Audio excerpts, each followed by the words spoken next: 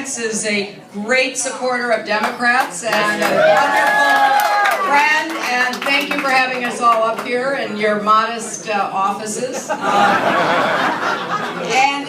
I hope you have been following, those of you who are not from Minnesota, I hope you've been following the great work that Governor Dayton has done in this state. Honest to goodness, I served with Mark in the Senate, and I had the great privilege when we were just beginning senators to sit way in the back with him and trade stories all the time.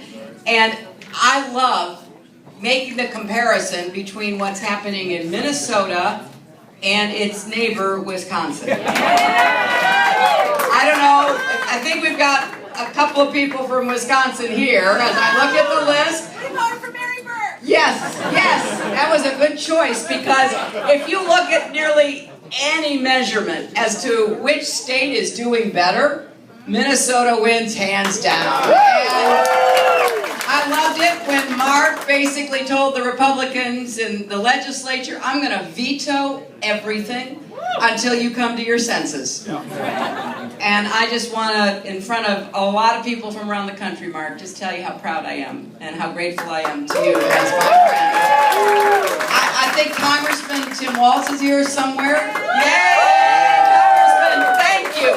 He is fighting the good fight in the Congress, not an easy position. We're going to try to bring more reinforcement in the 2016 election, because I want all of you to know that I want to help build this party from the bottom up. I want to elect more Democrats, because we got a lot of work to do. And we need more folks who are willing to join hands and make the hard choices that will help our country move forward. And I think DFL Chair Ken, there you are, Ken, thank you. Ken Martin was doing a great job. If you want to know how a state got turned around, because Minnesota did get turned around. Yes. It didn't happen by accident. It started from the ground and moved up. And Ken and a number of other people who are here tonight were instrumental in that. And that's what I want to see and what I will do to help other state parties, so that maybe in a few years we can say, you know, Wisconsin's catching up again. I want to be able to say hello to everybody here, but I want to not only thank you for your support, which really means the world to me. Some of you are longtime friends. I've known you longer than we care to admit. But some of you are new friends. And as far as I'm concerned, you're all partners. You're all going to be part of a winning campaign. I will need your help to govern. I will remember what we say we're going to do together, and then I will get up every day trying to make it happen. And I want to represent the values of the Democratic Party. I go all over this country, and I do tell folks, you know, Americans do better when there's a Democrat in the White House.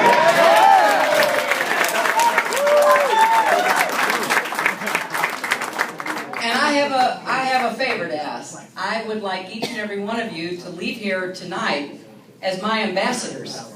I think you've all got that cute, really neat pin that only you have.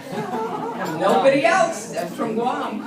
I want you to go when you're at the DNC tomorrow and talk to everybody you know. Ask them to join our campaign. When you get back home, I want you to talk to the Democrats in your state. In some places there are more than in other places, but we need to reach out to every single Democrat, office holder, activist, everybody,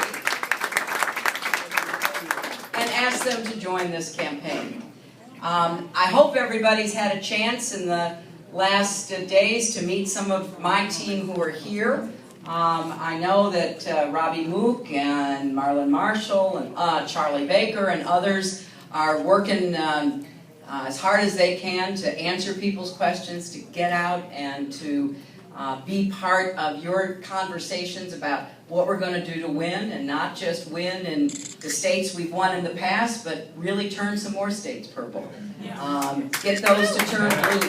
Build on what we can do together. So I'm thrilled. I'm having a great time out on the campaign trail. You know, we started deliberately kind of small to listen to people, because I think it's important when you're running for president or running for anything that you actually have heard what's on people's minds. And I learned a lot in the last 4 months. You know, I'm talking about issues that I didn't think I'd be running for president on. I'm talking about the drug addiction, substance abuse epidemic that's in our country. I heard about it on my very first trip to Iowa. It wasn't on my list. I was going to talk, as I do every single day, about the economy and climate change and clean energy and education and healthcare, all of which I talk about. And then people started saying, hey, we got real problems here. And then I left Iowa and I went to New Hampshire. And my very first meeting in Keene, New Hampshire, a small town, in a little cafe, a retired doctor said, hey, can you help us with the heroin epidemic? And then I started hearing it everywhere. So I want to be the president who takes care of the big things, but I also want to be the president who responds to those problems that keep you up at night. The ones that really hurt you. Like the grandmother, I was doing a program about small businesses, and I had the owner and some employees around a table in New Hampshire, and I was going around listening. All of a sudden this woman said, you know, I retired from this job. Been here for a long time, but now I'm back. I said, why are you back? She looked down and she goes, I'm raising my grandchild. Her mom has been lost to heroin. I've heard this, and I'm going to keep talking about it. Because part of what I want to do is to connect with people wherever they are, wherever the pain points are. You know, the minimum wage worker who's doing the best she can, because 2/3 of all minimum wage workers are women, you know, right? And who works full-time at that minimum wage job and can't get out of poverty. And I'm going to let her know that we're going to raise that federal minimum wage. We're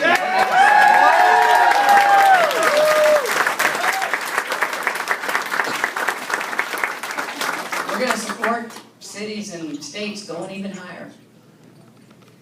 And then I think about, you know, all of those young people that I see out on the campaign trail. They know climate change is real. And they listen to the candidates on the other side who say, time and time again, well, I don't know, I'm not a scientist. My answer to that is, why don't you start listening to somebody who is? And so I looked out today, I was at Case Western University in Cleveland, a couple thousand people. And I looked out at the crowd. It was mostly students, young people from every place you can imagine. And I said, we're going to set big goals again as a country. You know what? We're going to tackle climate change because we're going to be the clean energy superpower of the 21st century and create millions of new jobs and businesses that are going to help lift this economy and put hardworking people back to work. And then I say what I believe. You know, labor unions help build the middle class.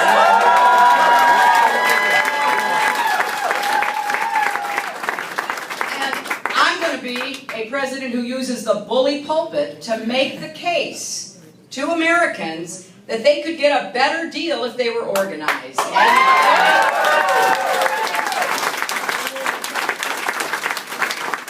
If they get together, it's like anything else in America. That's how this country was set up. It's the balance of power.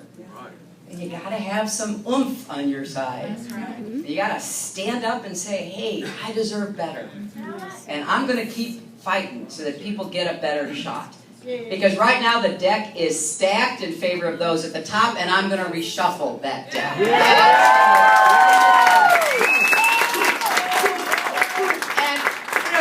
I talk a lot about women. That's not a surprise, is it? I talk about equal pay for equal work. I talk about quality, affordable child care. Mitch McConnell said the other day, he said, you know, Hillary Clinton, she is playing the gender card. And I thought to myself, well, If being for equal pay for equal work is playing the gender card, deal me in.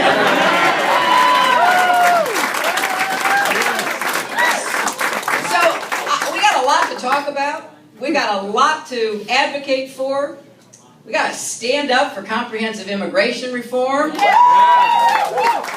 have to fight for voting rights, which the other side is trying to strip away from people here in America.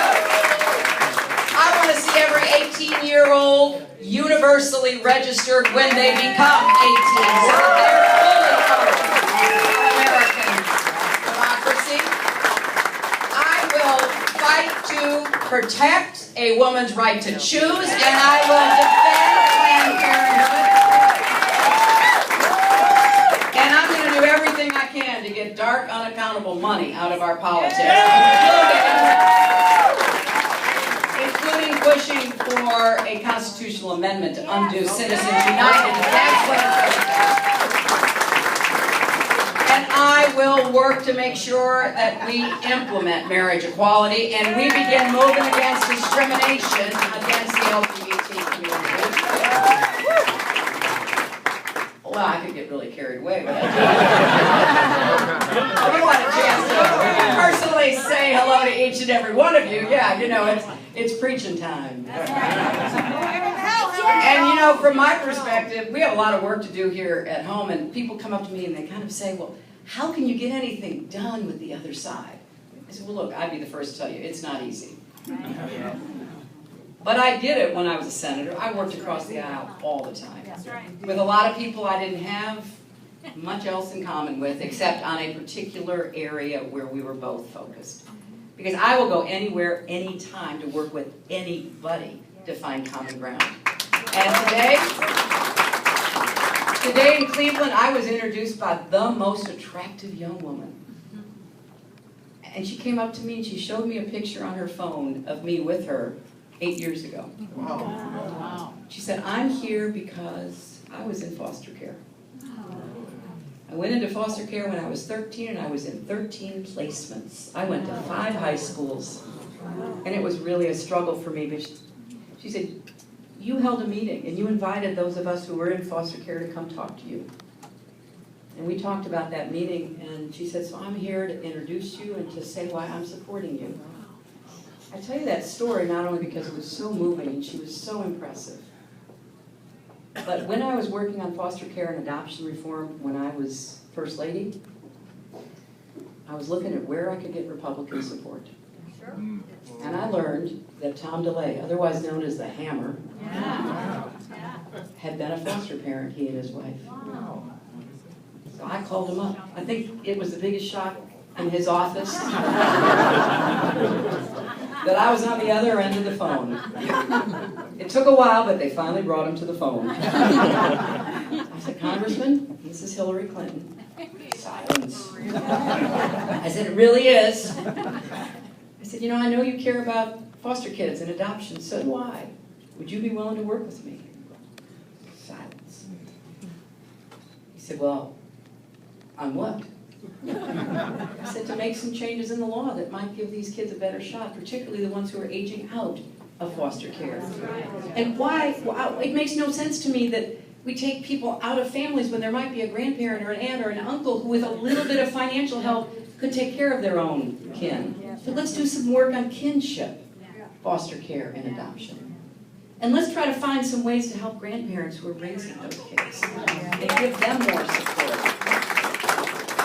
He said, what do you want me to do? I said, well, I want you to come to the White House and appear in public with me, saying that you'll support this. This was really one of the longest conversations.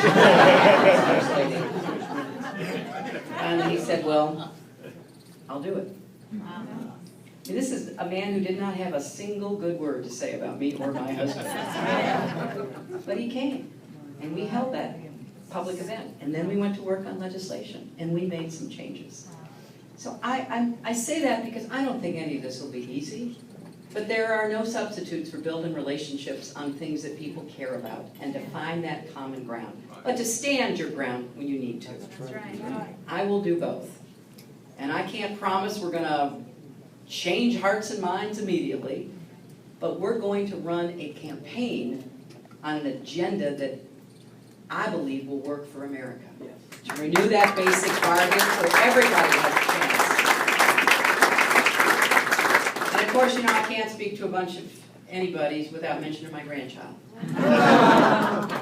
Just turned 11 months. I called my husband, told him that I was coming to see you all. He sends his greetings. Some of you know him. I said, so what's the latest from Charlotte? He goes, well, we had to cut her fingernails because you know how she loves to grab my nose? It's one of her favorite toys. Well, we're really over the moon about having this granddaughter. I'm the granddaughter of a factory worker from Scranton, Pennsylvania. Came over as a toddler, went to work in the lace mills in Scranton. That's where he worked. He worked really hard, and he always believed his hard work would pay off for his kids. And it did. And my father got to go to college. Now, he went to play football, but he did get to go to college. And when he graduated, he got a sales job. And then in World War II, he was in the Navy, where he was the chief petty officer. And then when he got out, he started a really, really small business. And he worked very hard. And we would occasionally help him. It was printing drapery fabrics, which he then would load into his car and go around and sell. And he gave us a good middle-class life. And he could never, if he were alive today, imagine that here I am running for president. But without his hard work and my grandfather's hard work and their belief that they could do better and their kids could do better, I wouldn't be standing here. And without a country that actually supported that belief. So I am proud of my granddaughter. We're going to give her every opportunity we can and hope she has the character and the work ethic to take advantage of them.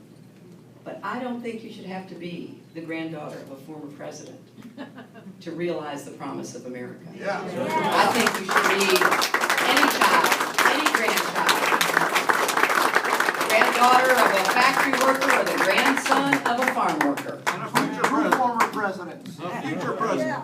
Well, let's not get ahead of ourselves. We have a lot of work to do. And I know it's a tough battle ahead. And what Mark said when he introduced me is absolutely true. I've got the scars to show for it. That's right. But I'll tell you this, people say a lot about me. Occasionally I pay attention. But one thing they never say is that I'm a quitter. And I want you to know when I tell you I'm going to be with you, and I'm going to work with you, and I'm going to fight with you, you can count on it. And together, we're going to win.